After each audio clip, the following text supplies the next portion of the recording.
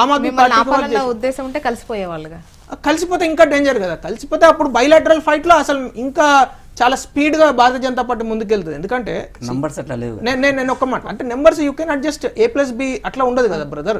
ఇప్పుడు నెంబర్స్ అట్లా యాడ్ కాదు. ఇప్పుడు యాంటీ కరప్షన్ క్రూసేడర్ గా కేజ్రీవాల్ ఎవరికి అగేన్స్ట్ గా వచ్చారు మేడం? 2013లో యూపీఏ అగేన్స్ట్ గా వచ్చారు. అంటే కాంగ్రెస్ పార్టీని తిట్టకుండా శిలా దీక్షిత్ పైనే గెలిచి, అంటే 3 సార్లు వరుసగా ముఖ్యమంత్రిగా చేసిన ఆ అభ్యర్థి పైన న్యూఢిల్లీలో గెలిచి ఆయన నాయకుడు కావడం జరిగింది. అది మనందరం చూసింది. ఆయన ఎక్కువ తిట్టింది ఎవరిని? కాంగ్రెస్ పార్టీని. ఎక్కువ మాటలన్నది ఎవరిని? ఎక్కువ కరప్షన్ గురించి హైలైట్ చేసింది ఎవరిని? కాంగ్రెస్ పార్టీని. సో ఆ కెమిస్ట్రీ వర్కౌట్ కాదు ఢిల్లీలో ఎప్పటికి కూడా. It is arithmetic and chemistry, both should work in elections. Chemistry work out కానప్పుడు అరవింద్ కేజ్రీవాల్ చేసింది అరవింద్ కేజ్రీవాల్ లాభం కోసమే చేశాడు. కానీ కాంగ్రెస్ పార్టీ ఎందుకు సరెండర్ అవుతున్నది అనేది నా ప్రశ్న. కాంగ్రెస్ పార్టీ ఎందుకు ఇంత దుర్గతికి వెళ్ళాలి? లక్ష్మీనారాయణ గారు విశ్లేషణ తీసుకుందాం ఈ పాయింట్ లో. లక్ష్మీనారాయణ గారు, ఒకటమ్మా, ఆమ్ ఆద్మీ పార్టీ వ్యవస్థాగతంగా బలహీనపడింది. దానికి అనేక కారణాలు ఉన్నాయి. అలాగే పార్టీ నుంచి చాలా మంది ప్రముఖులు మొదట పార్టీలో పెట్టినప్పుడు వచ్చినటువంటి వాళ్ళు, ఎమ్మెల్యేలుగా మంత్రులుగా ఉన్నటువంటి పనిచేసిన వాళ్ళు కూడా పార్టీని వదిలిపెట్టి బయటికి వెళ్ళిపోయారు.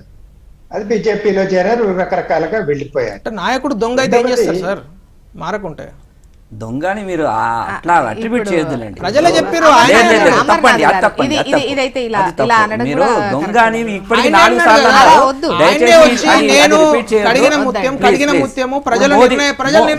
మోదీ హంతకుడు అంటే మీరు ఒప్పుకుంటారా? మోదీ గుజరాత్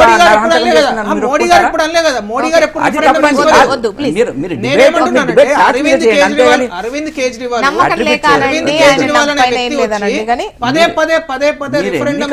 ఎన్నికల విషయం మాట్లాడినాక దొంగ దొంగ ఆన్సర్లు అంటే మోదీ నరహంత కూడా నేను కూడా అంటాను. మరి మీరు ఒప్పుకుంటారా? బాగుంటుందా? మనం చర్చ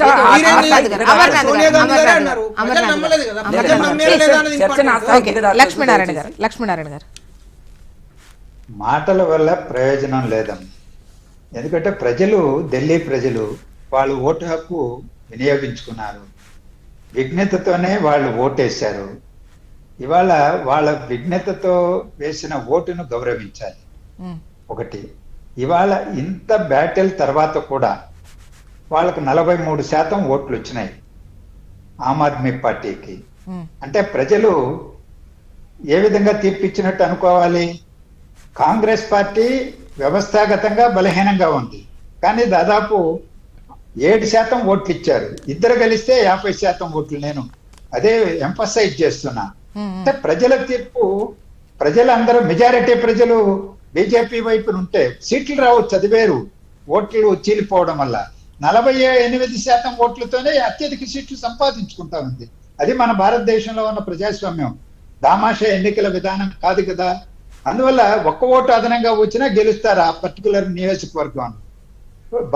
మరి పార్లమెంట్ ఎన్నికల్లో ఒకప్పుడు సింగిల్ పార్టీగా ప్రభుత్వాన్ని ఏర్పాటు చేయడానికి అవకాశంగా ప్రజలు తీర్పిస్తే, అదే భారతీయ జనతా పార్టీకి ఇప్పుడు సింగిల్ పార్టీగా ప్రభుత్వం ఏర్పాటు చేయలేక ఇతరుల మీద ఆధారపడి నిజమైన సంకీర్ణ ప్రభుత్వాన్ని ఏర్పాటు చేయాల్సిన పరిస్థితి వచ్చింది.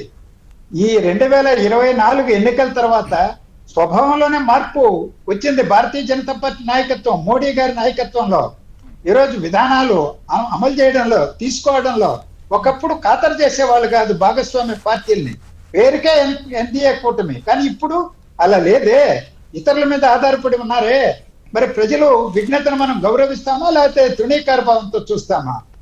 అలాగే ఢిల్లీ ఎన్నికలను కూడా, ఈరోజు ఢిల్లీ ఎన్నికలు అయితే లక్ష్మీనారాయణ సార్, ఇప్పుడు అంటే ఒకవేళ కాంగ్రెస్ ఈ పర్సంటేజ్ లెక్కలో చూస్తే కనుక కలిసి ఉంటే 50%కు పైగానే వచ్చేవి, గెలిచే అవకాశం ఉండేది అనుకుంటుంది ఒక లెక్క. అయితే ఇంతకుముందు వీళ్ళు అంటున్నది ఏంటంటే, ఒకవైపు ఆప్ అధికారం చేజిక్కించుకుందే కాంగ్రెస్ తర్వాత వాళ్ళపైన ఆరోపణలు చేసి చేజిక్కించుకున్నారు. అండ్ ఈ లిక్కర్ ఇష్యూకు సంబంధించి కూడా ఇనీషియల్గా కాంగ్రెస్ లేవనెత్తింది.